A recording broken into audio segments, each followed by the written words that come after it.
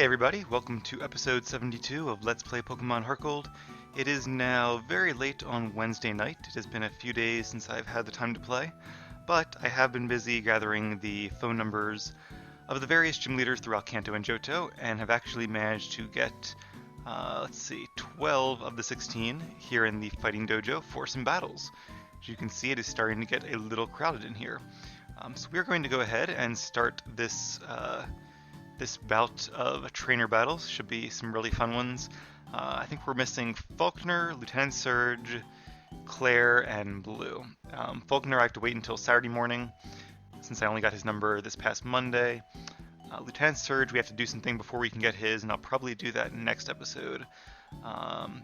Blue, as we said, we have to wait until we get those 7 Pokemon massages from Daisy, so that'll be a little while. And then Claire, we have to do a special event first, which we'll do once our Pokemon are a little higher level.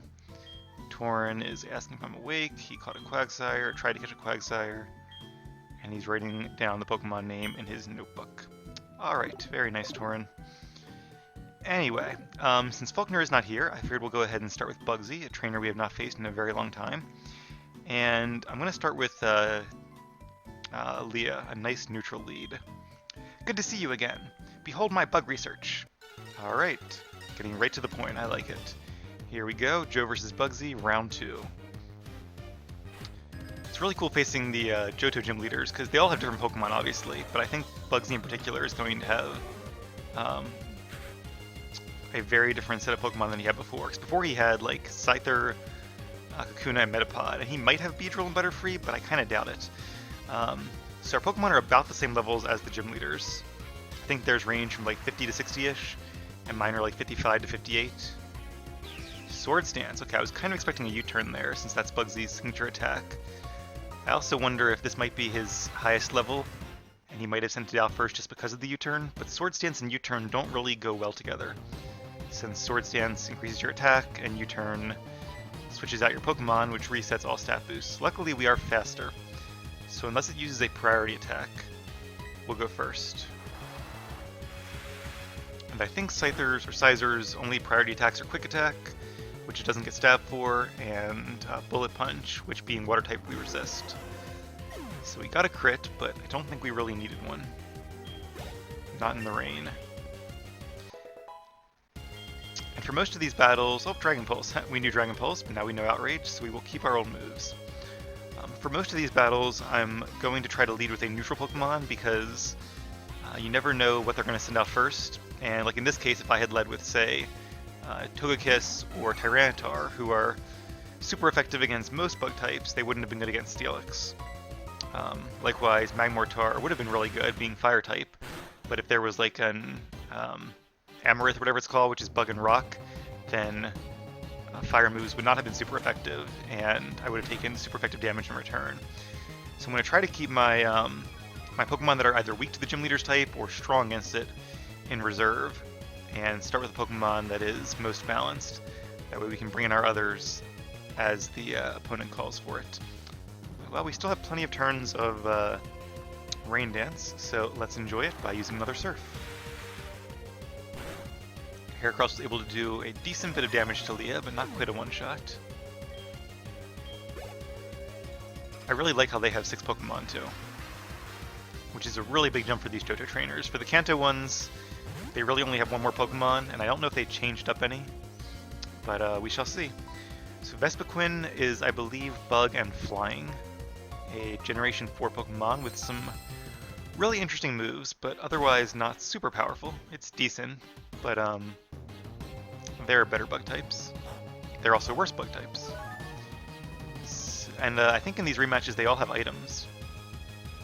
But I'm not sure what they would be, because you actually can steal items here, unlike the Battle Tower, so they probably aren't really good items like Choice Band or Focus Sash or anything like that.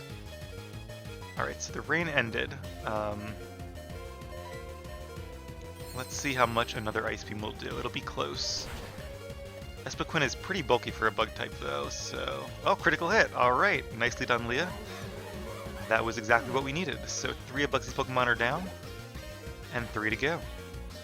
Shedinja, okay. being tricky here. Only level 48, and it only has 1 HP, because that's kind of Shedinja's thing. However, the reason I'm going to switch is because Shedinja has the ability Wonder Guard, which is one of the best abilities in the game. It's the only Pokemon that learns it, but it makes it immune to any type that is not super effective against it. So this is a pretty good opportunity to switch in Cian, which is a Fire type, and Fire type is good against Shedinja. It is also weak to Flying, Rock, Dark, Ghost, maybe one other that I'm missing. So it has a decent amount of weaknesses, but you want to make sure you have at least one on every team, otherwise you are completely walled by Shedinja. It can also feign to, let's use Sunny Day while we have the opportunity. It can also feint to any kind of status like a burn or a poison, or to weather damage from, say, sandstorm or hail. It's funny, I was reading tips on how to grind battle points, which ended up being mostly tips on how to beat like the facilities and not really which one is most efficient. But a lot of the threads were like, oh, how do you beat the battle tower? You hack a Spiritomb with Wonder Guard, which makes it take no damage at all from any damaging attack. It can still die to like poison or something like that. But it's like, if you're gonna hack the game, then just hack a bunch of BP onto you. Like, what's the whole point of even playing then? So I was really shaking my head that so many responses to how to beat the battle tower was, oh, go ahead and cheat and hack your game to have an impossibly strong Pokemon. Or why not hack a Garchomp with 5,000 attack stat? Like, that's not a valid solution. Alright, yeah, Mega, a pretty fast Pokemon, and a good special attacker too, I believe. But it is weak to Flamethrower, Detect, alright. I wonder if this one has Speed Boost. We shall see at the end of this turn. It does not have Speed Boost, which means it has, I think, Tinted Lens as its other ability. Trying to go for the Detect twice in a row, which means it only has a 50% success rate. Not really a smart move. I guess it was trying to stall out my poison, but usually when you see a Yanmega with Protect or Detect, it's because it's trying to get a free turn for its Speed Boost ability to activate and to outspeed your Pokemon.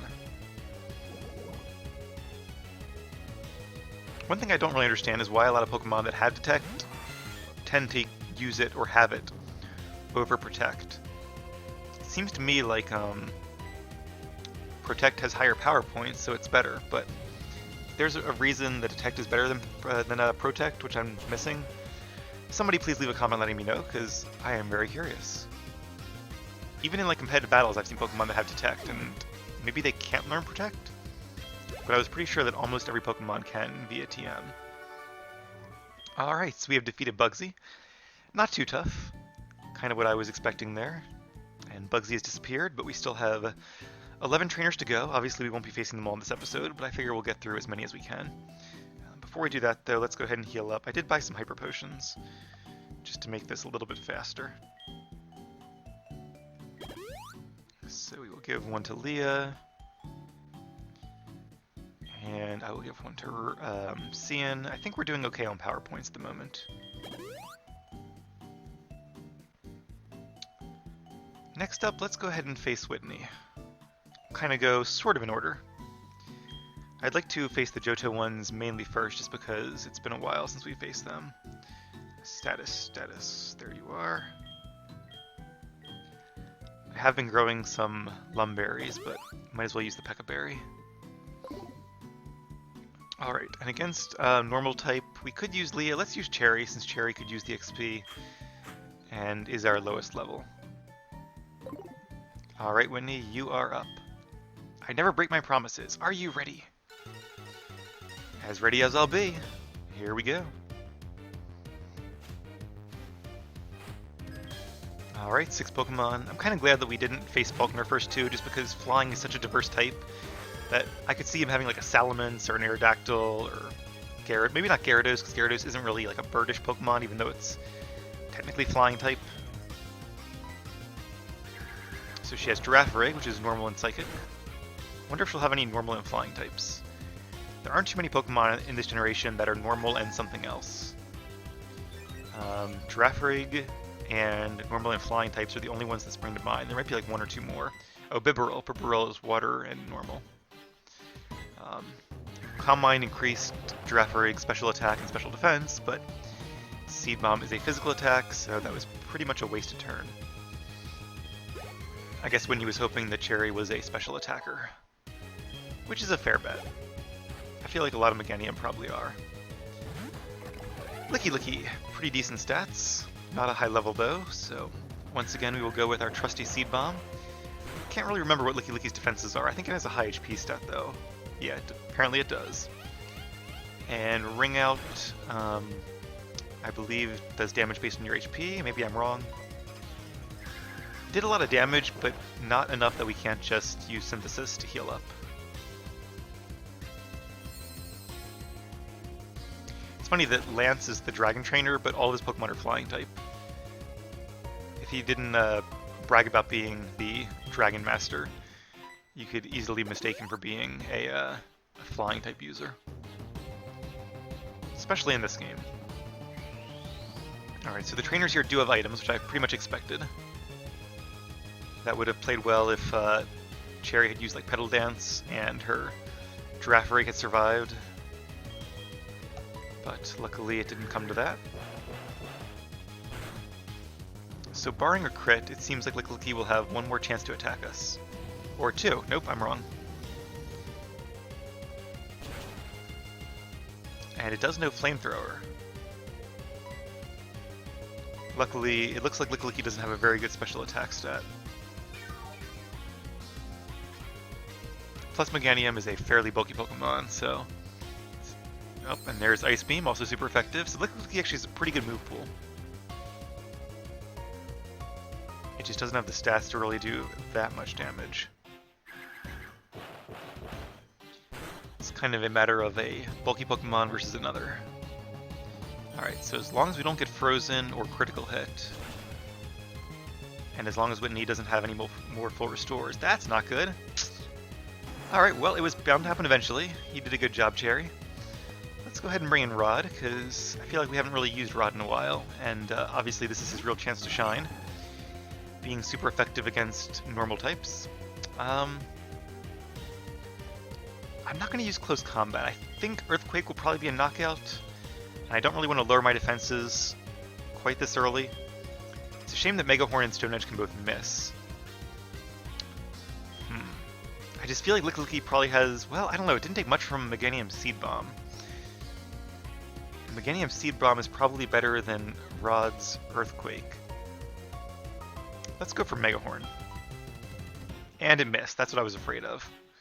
So I should have gone for the close combat, but 85% accuracy, I figured I had a pretty safe bet there. That did a lot of damage. Another crit. Alright, at this point our health is so low that there's not really a reason to keep our defenses up. So, in retrospect, I shouldn't have risked that, but of course I didn't know it was going to miss, and there was only a very small chance of that happening. So it's a decision I stand by, even though it didn't really turn out as well as I had hoped. Alright, Clefable. And of course Clefable here is a normal type, not a fairy type, so close combat will be super effective and not very effective. It's kind of weird how, like, I don't know how it works in universe with like type changes. Like they just discovered Clefable's the fairy type, but like then why was it taking increased damage the entire time? I guess in like the TV show it's kind of hard to tell what's super effective and what's not. But still, you think all the Pokemon trainers in all the worlds, somebody would have figured out there was a new type much earlier. And there's her Miltank, 58. They are getting higher level. I wonder if it's like the later gym leader they were, the higher level their Pokemon are. Could be. Miltank, as we know, is pretty fast and pretty powerful. Luckily it's not trying to flinch us this time, at least not yet. Alright, I don't remember what happened in our previous battle, I wish I did. But I believe there was a really close encounter, perhaps between Olive and Miltank, so let's give Olive a chance to make up for this. Now, Miltank is the same level, and I believe it is naturally faster. I don't remember its speed. I feel like it's base 100. So I don't think we'll outspeed it. Let's go for Aura Sphere. Yeah, we are faster. I was thinking about using Air Slash for the flinch. Oh, now we're definitely slower. So very glad I did not. Since Air Slash cannot flinch when your opponent is faster, and Aura Sphere being super effective will definitely deal more damage. Alright, looks like it will be a 2-shot. Or, wow, that was a lot of damage. Go Olive, and Olive is not holding the choice specs. Olive is holding, rest. I was like, let me heal up because Miltank's gonna go first, and then I'll heal up all the way, and then I can end the fight with like 3/4 HP instead of half, assuming I don't get fully paralyzed. Oh, it has a Lumberry, so it is now awake, and we're fully paralyzed. Alright. So this is another one of those like Vaporeon situations where I could just go out for an attack, but I don't know. I really want to heal up. But we are down 2 Pokemon, so this could be tough. And I believe Aura Sphere is our only other fighting attack. Which means it'll be our only other special or super effective attack against Miltank. But it looks like even with a critical hit, it wouldn't be a knockout at this range, so it would have to be both a crit and a fully paralyzed. Which again is very possible, but not super likely. Yeah, I just really want to go for that Roost. It's going to use Rest again. That's okay though, because without the Lumberry, it'll take, I think, 2 turns. I don't think Miltank can have Early Bird. It can have Scrapper as one of its abilities, which allows it to hit Ghost Pokemon with normal and fighting moves, which is really good, because in that case, if you have Scrappy as your ability, normal and fighting have, I think, perfect coverage. Or at least really good coverage. I think it's perfect. I remember when I did my first Heartgold version, I trained a Miltank, which is pretty fun. It's actually a fairly strong Pokemon. Alright, let's go for Aura Sphere, of course. And I made sure that mine had Scrappy. I think it had Scrappy, and then as its moves it had like Body Slam. I don't remember what the fighting move was, Brick Break or Super Power or something like that. And then I want to say Sleep Talk and Rest. Actually no, I think it was Milk Drink and Heal Bell, so it could recover off its status and its health. Our Sphere has better accuracy, so we will go with that.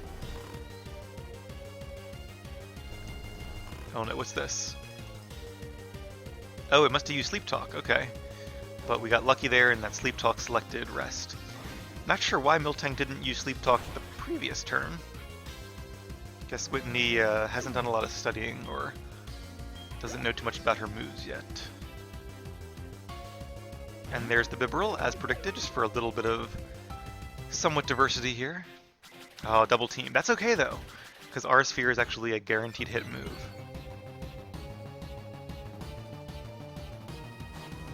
And we did not get fully paralyzed. That's always nice. This might be a one-shot, because Bibarel is a lower level and not as bulky as Miltank. So I think it probably will be. Yes, it will. Good job, Olive. Olive is getting her revenge against Whitney this time. And Delcatty. Also not a super powerful Pokemon. We will see what it wants to do. Fake Out, I kind of thought about that, but in a single battle, it's not really worth the move slot in my opinion. It does very little damage, and I'd rather have a 4th coverage move. Assist, okay, so it can borrow a move from a teammate. I think it's random.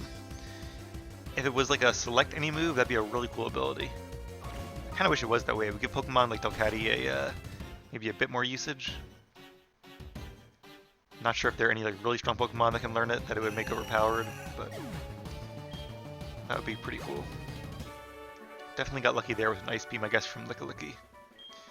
Alright, thank you for the battle, Whitney. There probably will be a next time. It probably won't be on screen. I'll just do some training once we defeat these guys once. And that way we'll get ready for some of the tougher battles coming up, since I do need a place to train. Alright, so we do need to heal up. At this point, it'd probably be quicker just to run to the Pokemon Center, so let's just do that. By the time I stood there and used all those items. And then I guess we'll go ahead and face Morty next. We'll just keep chugging through. Let's see, so what could he have? Even in this generation, there aren't too many ghost types. He probably doesn't have a Giratina. So I'm thinking he has a Gengar. Really, his only Pokemon from before would be a Gengar. He might have more than one, but I suspect that for these rematches, they probably gave them 6 different Pokemon. So I'm gonna guess he has a Gengar, a Mismagius, Drifblim, Dusknoir. He could have a Dusknoir. That'd be a really strong Pokemon. He probably does, in fact. Okay, let's switch out.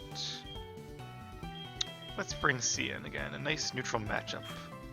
Since Rod's stab attacks are not really good against ghost types. Maybe if he has like a Drifblim, I could use Stone Edge, but we'll see. So Banette, Dusknoir, and who could be his 6th? Is there like a ghost water type or something? I was just talking about you. Let's battle. Alright, Joe versus Morty. Seems like they're all pretty brief and to the point for the rematches. Which I don't mind, I'd rather get right to the combat. Drifblim, I did think about that one. There's gotta be some other like ghost types. Some that aren't like just ghost and poison or ghost and flying or pure ghost. Drifblim, ironically, has very high HP, which most ghost Pokemon do not. Let's go for Thunderbolt. I'm not sure if it wants to use like Tailwind. Is Tailwind even a move in this generation? I think it is. That could be a really good move if it has it. And a good reason to lead with a Drifblim. And that could make this a really fun battle, so I hope so.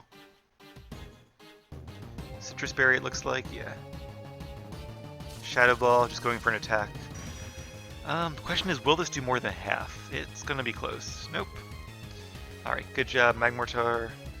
And another Thunderbolt should finish it off. Am I mistaken, or did we go first last time? Maybe this is a speed tie. Interesting. Not really sure how fast or slow Drifblim is. I guess maybe about the same base speed as Magmortar. I don't think the Gym Leader's Pokemon are EV trained, so it's probably fairly balanced, just like ours are. Alright, so a pretty tough first matchup, and there's Gengar. Now Gengar is probably going to be able to finish off Cian with a quick Shadow Ball. But I don't really want to switch anybody else out. I could bring in Olive, maybe. The question is it worth saving Cian for a later battle? I don't think Gengar would go for like a Thunderbolt or a Focus Blast, because Focus Blast would finish off Cian. You just never know with Gym Leaders. They seem to be smart enough to use a move that'll definitely finish you. I don't know if they're smart enough to use a move that's entirely accurate. I don't think they are. I just don't know if I want to risk it. I'd rather have a free switch in for Olive. I could also bring in Kroot, but Kroot would take a lot of damage from a Focus Blast, so let's not do that. And if I switch in, I won't have Sandstream up immediately. Yeah, sorry, Cian. I think I'm going to have to just go for Flamethrower. Wow, we're faster. So we're speed tied with Drifblim, but slower than... Oh, wait a minute. So Drifblim can have the ability Unburden, which doubles its speed if it consumes a Hell Item. But I thought if it had that ability, you would see the text on the screen, like its speed increased due to Unburden. Maybe we saw it and I just missed it. It's quite possible. Alright, so we have lost Cian. Cherry could be a decent switch-in, actually. Even though Grass is not very effective, no, Earthquake would not work, because in this generation, Gengar has Levitate. Actually, Gengar is one of the few Pokemon that resists all 3 of Cherry's attacks. There aren't many, but he is one of them, so let's not do that. Let's bring in Tyranitar. I'm very worried about Focus Blast. I don't think Kroot could survive a Focus Blast from a Gengar even in Sandstorm. But it might miss, or it might not have Focus Blast, or it might not use it. So, I don't know. The odds are not great here, but it's going to be faster. So let's go for the Rock Polish. Full Restore! I forgot about that. Okay, so this is great then. That's the perfect turn. Because now we're going to be faster than Gengar, and I think a Crunch will one-hit KO Gengar. Because Gengar, like most Ghost Pokemon, has very low defenses and HP. I kind of like thematically how they all have low HP, because they're dead, so they wouldn't have a lot of health points or hit points, right? Just makes a lot of instinctive sense. It's kind of weird they have some, but I guess they're like clinging on to life energy. So, interesting. And what do we take damage from there? The, I guess the... I don't know. Not from Sandstorm. Was there, like, not Cursed Body, or some ability like that. Sableye, okay, that's a good 6th Pokemon. Sableye is, I would actually give him Spiritomb, maybe he has both. Sableye is one of those Pokemon I was mentioning that does not have a weakness. So it's one that people like to hack on Wonder Guard to it, because then it takes no damage, but I feel like that's just, I don't know. I'm not a person that would get a lot of satisfaction out of that, because like, oh, you can't attack me, great, but like, again, there's just a billion ways you could cheat the game to be unbeatable, so yeah, I don't see why that's fun. But maybe that's just me. If it makes you enjoy your experience more, then hey, more power to you. Oh, Life Orb. Life Orb. Derp, I should have known that. And he does have 2 Gengar. I was mistaken. Okay. Not sure if that was his best one. I feel like the other Gengar was also 57, so maybe he has 3. He did have 4 Pokemon in the Gengar line before. Luckily, Crude is now set up, so this should be a pretty clean sweep from here on out. A Dusknoir might have the defenses to survive a Crunch. Maybe use like a Break and Return or something like that, a Drain Punch perhaps. He does have one, okay. And after the Life Orb damage, and I'll be using one more Crunch, it's going to be close. Crude has good defenses, but they are not increased by the Sandstorm. Alright, didn't matter though, Dusknoir was a pretty low level, so Crunch was still a one-hit knockout. Dusknoir has good defense, but still not good HP. Level 58. I was planning to wait till they were all level 58 before I challenged these gym leaders again, but I was thinking about it, and I didn't want these to be super easy, and I figured with the type balance, it probably wouldn't be anyway. So, I am confident with my decision. Alright, so not too tough of a battle. Did have to use a few Pokemon, but once we got our Rock Polish boost up, it wasn't too bad. I think we have time for one more. Let's do one more tonight. And the next episode I'll probably do some Pokemon hunting just to switch it up a bit. Alright, so once again we will heal up our Pokemon. We could do Jasmine, but I feel like Jasmine could have some really strong Pokemon. There are a lot of good steel types, like Lucario. Nope. I guess the milk will not be enough. Hyper Potion it is then. Metagross. I'm not too worried about like a Bastiodon or Steelix even. I feel like Aura Sphere could take those out pretty easily. I need a Revive. I see a Max Revive and a Revival Herb. There's Revive, 45 of them. Who should we use? But I think I'm going to face Chuck first. He should be a little bit easier. And I might have to use a few fresh water. Sorry about that.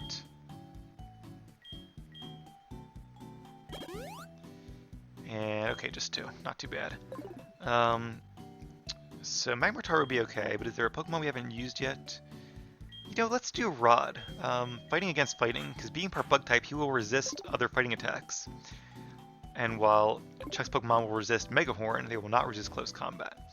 So this could be a lot of fun. There you are! Taste my 24-hour training! That's a very weird way to phrase that, but okay. Let's do it. Alright, 6 Pokemon. Once again, I am looking forward to this. Medicham, okay. We did give up Shadow Claw, which would have been super effective here. Close combat is not very effective because Medicham is part Psychic type, but Megahorn is equally effective because, again, it's Psychic type. The question is, do I want to save Rod for later and switch out the Pokemon that would be better against Medicham, like perhaps Olive, but I don't know what it's going to use. Probably like a Flare Kick, or whatever it's called, or Fire Punch. Let's just go for it. Alright, will it be a knockout? Medicham does not have good defenses, so possibly. Very nice. Seems like Rod does have a pretty good attack. Hitmonlee. So what do we think he has? Probably still Primeape and Poliwrath. And we already saw Medicham. Maybe Hitmonlee, Hitmonchan, Hitmontop. That'd be kind of boring, but could be. He could also have a Lucario. I would imagine they didn't double up, so like if he has Lucario, I would think Jasmine wouldn't, and vice versa. Fake Out, I wasn't even aware that Hitmonlee, well I guess, I knew Hitmontop could learn Fake Out, but I guess Hitmonlee can as well. Didn't really know that, and it's faster and knows Blaze Kick. Alright, so there goes the Blaze Kick. I don't think this will be a knockout, because of, yeah, it doesn't have Stab. Hitmonlee doesn't have great defense. Hitmonchan has better defenses. Hitmonlee has better attacks. So this might be a one-shot. And it was. Good job, Rod. So now we just have to hope that we're faster than whatever he brings in next. Because otherwise, we're in trouble. Alright, so Hitmonchan might know Bullet Punch, which will take out Rod. But let's just go for it. Alright, if it has Bullet Punch, also Mach Punch. The fighting type version of Quick Attack. Now this might not be a knockout because Hitmonchan does have good defenses. Or it will be. Alright, that'll show me. So far we've had 3 clean knockouts. Rod is really shining today. Wants to prove that he is the best fighting type Pokemon. Okay, so let's think this through here.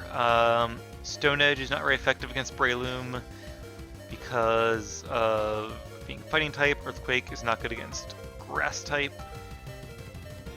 Close combat is even against both grass and fighting, even though I always think it's not good against grass. Mega Horn is good against grass, bad against fighting, so also even. So they're all even. At this point my defenses don't really matter. It's probably going to go for a Mach Punch anyway. Once again, happily wrong. I've been wrong a lot in this battle, but it has worked in my favor. Alright, Breloom is another strong Pokemon that Rod made look really weak, so Rod is really proving his mettle here. And he has earned level 57 because of it. Very nice, only 2 left, probably Primeape and Poliwrath. Alright, so close combat hasn't failed us yet. Now Primeape is faster, that's actually a decently fast, decently strong Pokemon. Not high stats overall, but usable. Again, one of those like B tier Pokemon, or maybe even C tier, that I'd really love to do like a Let's Play of one day. Okay, so who should we bring in now? We could bring in Olive for a nice easy matchup. Let's bring in Cherry though. Because again, he has to sweep the rest of our team to win this, and I feel like Cherry could use the XP. Now maybe I should have saved Cherry for Poliwrath, come to think of it, but I'm not too worried because Olive is super effective, so he would have to get really lucky with misses. I also don't think Primeape can really do that much damage to Cherry. Yeah, as you can see, Payback did like nothing.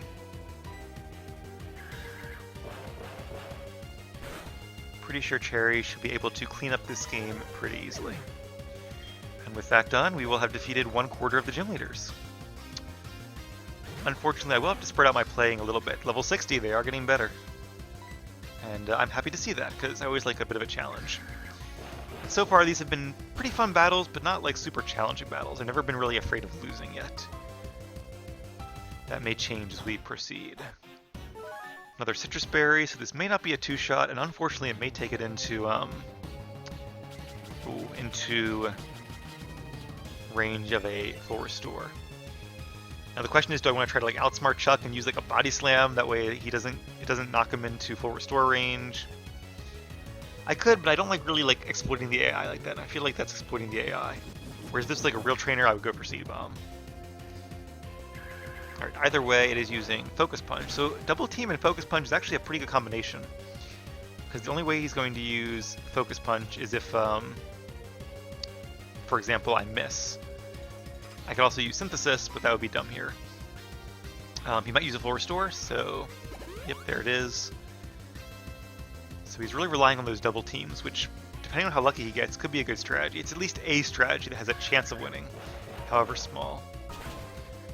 Luckily, Seed Bomb still has a 2 out of 3 chance of hitting, and it has a decent chance of critting, and apparently got a really good damage spread that time, so good job, Cherry. Oh, that's right, no Citrus Berry, so just a nice, easy one-shot.